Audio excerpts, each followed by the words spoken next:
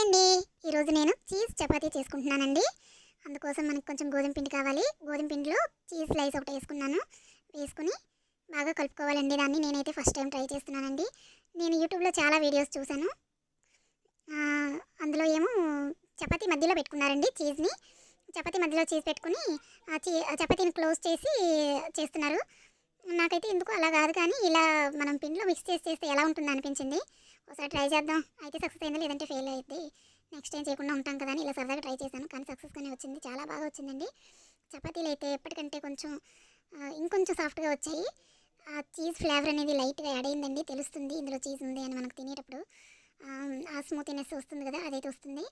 చాలా బాగా వచ్చిందండి. నేనైతే ఇందులో చీజ్, వాటర్, ఉప్పు వేసుకొని బాగా కలుపుకున్నానండి. ఇది మనం సరిపోతుంది వాటర్ అనుకునేంత వరకు వేసుకొని కలుపుకుంటుంటే చేతికి ఇంకా ప్లేట్కి బాగా అతుక్కుంటుందండి. దీనికి కొంచెం కొంచెం పిండి వేసి కలుపుకోవాలి. లైట్గా మనకి ఆయిల్ కూడా పడుతుంది. ఆయిల్ వేస్తూ కొంచెం ఆయిల్, ఒక 2 స్పూన్స్ ఆయిల్ వేస్తే సరిపోతుందండి.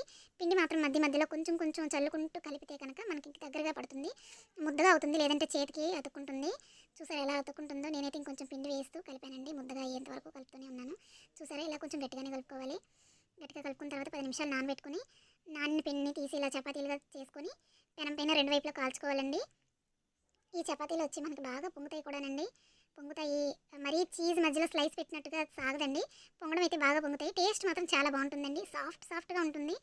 దీంతో మంచి కర్రీ, గ్రేవీ కర్రీ అయితే మాత్రం సూపర్ ఉంటుందండి. నేనైతే దీంతో పన్నీర్ కర్రీ చేసుకున్నాను. ఈ రెండింటి కాంబినేషన్ బాగుంటుందండి. Thank you for watching. Like, share, subscribe, support my channel. Thank you.